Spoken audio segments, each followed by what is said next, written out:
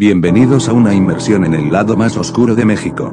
En este video, exploraremos 5 leyendas cortas que han perdurado a lo largo del tiempo, tejiendo su misterio en la rica tela del folclore mexicano. Desde criaturas sobrenaturales hasta pactos siniestros, prepárense para adentrarse en las sombras y descubrir el terror que aguarda en las leyendas de México. Acompáñennos en este viaje escalofriante a través de las historias que han poblado las noches de este país lleno de misterio y magia. La leyenda de la Quemada. El centro histórico de la CDMX tiene miles de historias y enigmas a su alrededor. Una de las más espeluznantes es la que sucedió a Beatriz, mejor conocida como la Quemada. Así que prepárate que esto se pondrá de miedo.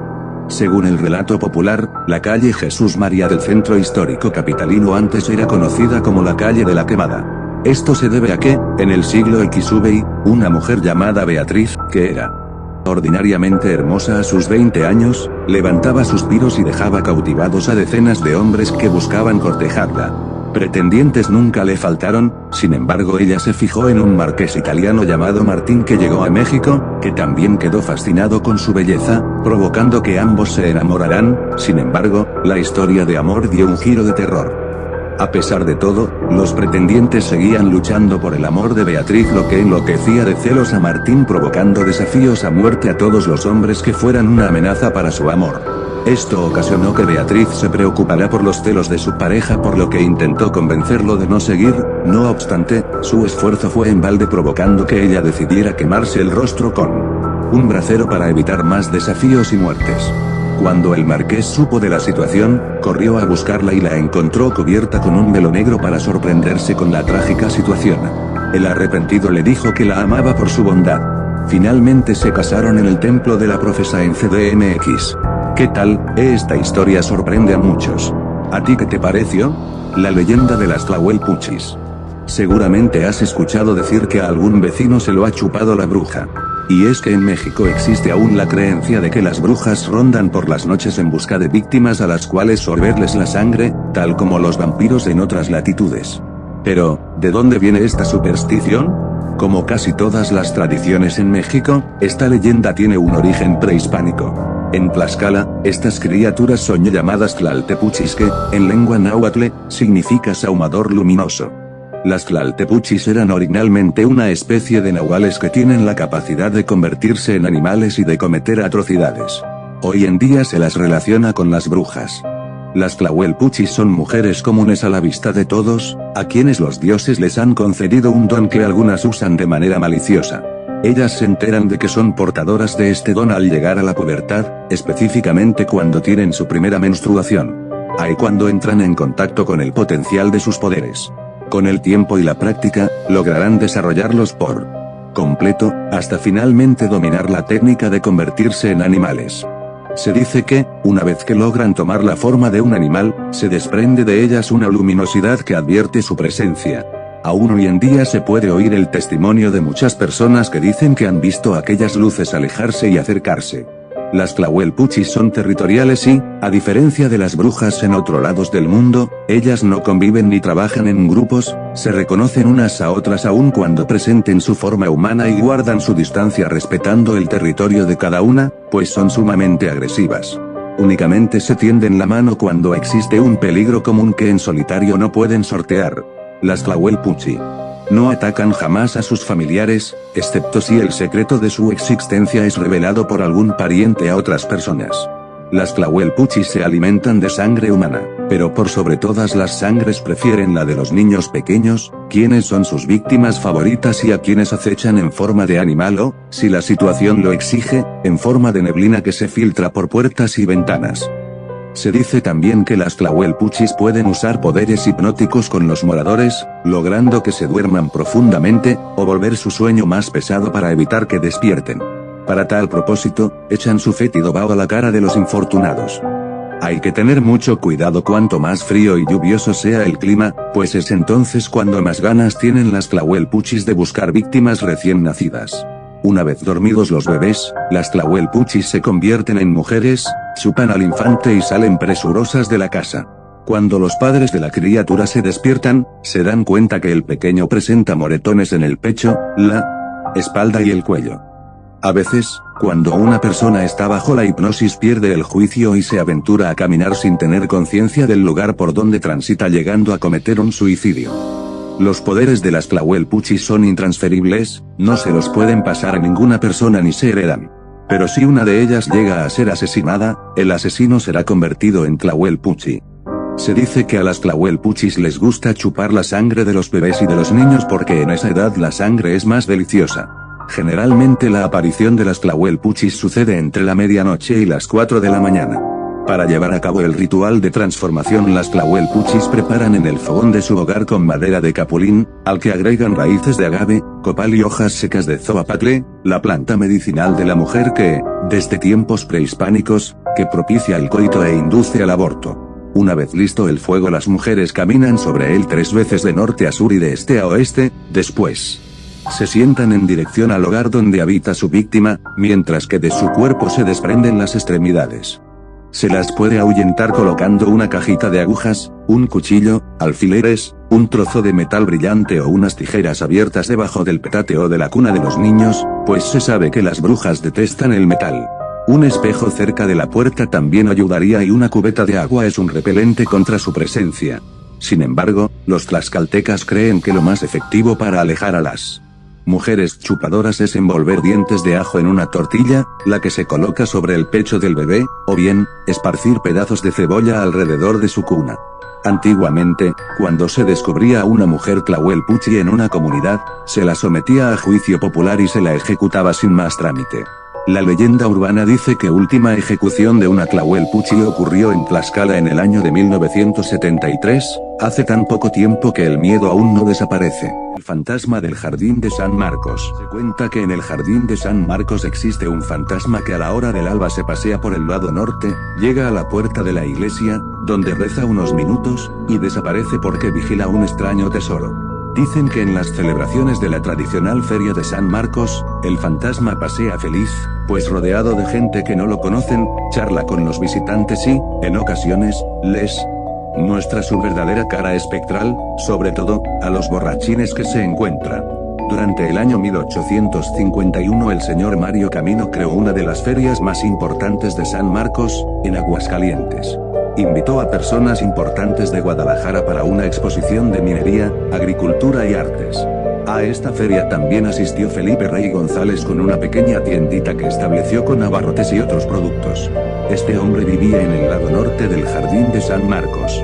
Como en todo negocio, al principio le fue difícil, pero poco a poco se fue dando a conocer y ya había reunido 8,000 pesos, que sumado a su capital le daban 40,000. Pensó vivir definitivamente en Aguascalientes.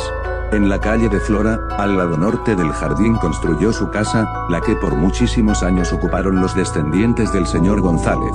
Dice la leyenda, que también en el siglo pasado había amigos de lo ajeno, y que don Felipe González, temeroso de que alguien le fuera a robar su capital, que ya había aumentado, pues se dedicó a comprar alhajas así como oro macizo, pensó que en su casa no estaría seguro su tesoro. Por saber la gente de don Felipe Rey González tenía mucho dinero, que compraba oro así como joyas.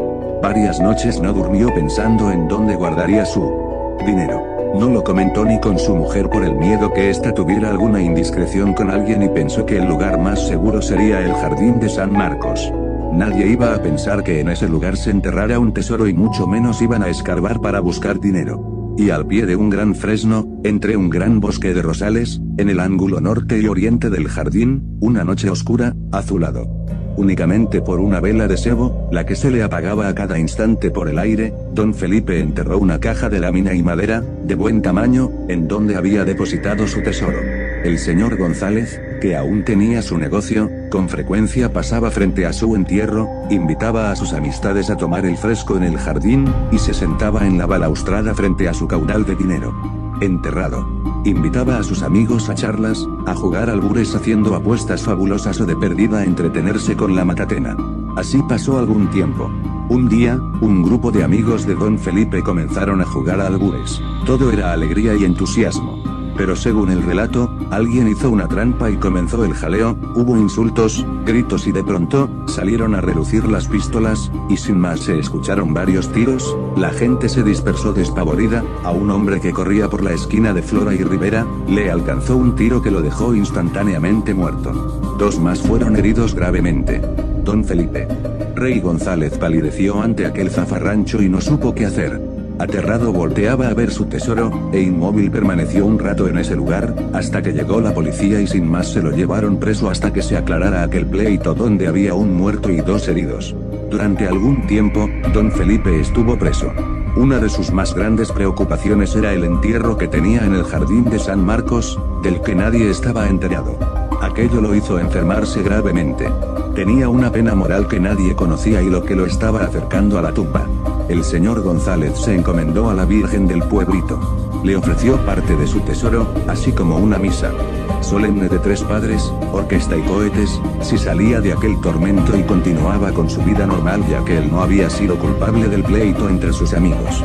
Un buen día, sin más ni más, le notificaron a don Felipe Rey González, que salía por falta de méritos. No lo podía creer. Se pellizcaba para ver si no soñaba y al estar frente a la puerta de salida del reclusorio y ver a su familia ahí, amigos, no pudo más que ponerse a llorar. Antes de llegar a su casa pidió bajarse en el jardín de San Marcos, caminó por el lado norte hasta llegar a su rosal consentido en donde estaba enterrado su tesoro para después disponerse a llegar a su casa, en donde le esperaba una fiesta que le habían organizado sus amigos. Al pasar los días de euforia, tranquilidad y alegría, don Felipe continuó en su vida cotidiana. Hablaba de lo bien que le hacía caminar por el jardín, sentarse en la balaustrada a recibir el fresco y escuchar el trino de los pájaros, y sus amigos llegaban a jugar albures en aquel lugar de reunión que había hecho don Felipe Rey González. Pasado algún tiempo, el señor González volvió a estar muy enfermo. No levantaba la cabeza, lo único que lo hacía revivir era dar una vuelta por el jardín, lo que pedía mañana y tarde. Pero llegó el día que el pobre hombre no podía caminar, había perdido el aliento hasta para hablar y así se le fue apagando la vida. Antes de morir quiso hablar con su mujer, pero ya no pudo, le señalaba el jardín, el templo, pero nadie entendió lo que era su última voluntad. El ofrecimiento que le había hecho a la Virgen del pueblito nunca lo cumplió y con ese remordimiento se fue a la tumba. Según la fábula, nadie supo del tesoro, no se sabe si alguien lo encontró o todavía se encuentra sepultado en ese lugar, pero sí que después de su muerte, los vecinos aseguraban que se aparecía todos los días, a la misma hora en el jardín de San Marcos. Que se le veía caminando por el lado norte, llegaba a la puerta de la iglesia de San Marcos y desaparecía. Y así nació la consejera del fantasma del jardín, de la que todavía se habla, sin saber cuáles fueron los orígenes de ella. Leyenda de la Llorona. Es la criatura de leyenda corta más famosa del país. Se trata de una mujer que por las noches cruza la Ciudad de México, y otras regiones, gritando a todo pulmón: ¡ay mis hijos! La leyenda corta de la Llorona tiene sus orígenes en la época de la colonia. Se cuenta que una mujer indígena tenía una relación prohibida con un gran señor español con el que procreó 3 hermosos hijos. El caballero fue buen padre por un tiempo, pero pronto empezó a buscar a una mujer de su misma condición para casarse. Un día se comprometió con una dama española de alta sociedad y despreció a su compañera indígena. La mujer, devastada por la traición, enloqueció y llevó a sus 3 adorados hijos a las orillas del lago de Texcoco donde los ahogó. La culpa por tal acto fue tal que la indígena se quitó la vida. Desde entonces está condenada a vagar por las calles lamentando la suerte de sus pequeños y algunos dicen, el dolor de la conquista. Sin embargo, existe una leyenda indígena que dice que durante los días en los que los españoles se encontraban como invitados en Tenochtitlán, una figura femenina se apareció en uno de los cuerpos de agua que se encontraba dentro de la magnífica ciudad mexica y exclamó: ¡ay mis hijos! ¡Mis pobres hijos! ¿A dónde los llevaré? Aunque la aparición duró apenas algunos minutos, para los indígenas, fue su diosa madre, Coatlicue, quien se apareció sufriendo por el destino de México. Otra interpretación de esta leyenda dice que fue la auténtica Llorona, la aparición original de la que se originó la leyenda corta, leyenda del Nahual. En lugares como Juchitán, Oaxaca, existe la leyenda corta de un ser paranormal que deambula las calles por las noches buscando una presa. Se trata de un nahual, un brujo que posee la capacidad de transformarse en todo tipo de animales. Se dice que espía a las mujeres que acaban de dar a luz para que, una vez llegado el ocaso, atacar a sus hijos, a los que les dejan sendos moretones. Según las leyendas, esta criatura requiere de un libro especial para convertirse en diferentes seres al filo de la medianoche. Los poderes los obtuvo al hacer un pacto con las fuerzas oscuras con la intención de cometer fechorías. En las noches embrujadas de Juchitán, Oaxaca, se intensifica la oscura danza del Nahual. Cuentan los lugareños que, cuando la luna se eleva en el firmamento y la medianoche se acerca, el brujo se sumerge en el ritual profano de su libro encantado. En la penumbra de una esquina olvidada, el Nahual despliega el tomo maldito, con sus páginas repletas de símbolos indescifrables. El aire se carga con una energía siniestra mientras el brujo recita conjuros ancestrales que invocan las sombras más allá de nuestra comprensión. Un susurro colectivo se eleva desde las profundidades, como si la misma tierra gemara por el maleficio que está a punto de desatarse. Cuando la última campanada anuncia la llegada de la medianoche, el Nahual se sumerge en el éxtasis del conjuro.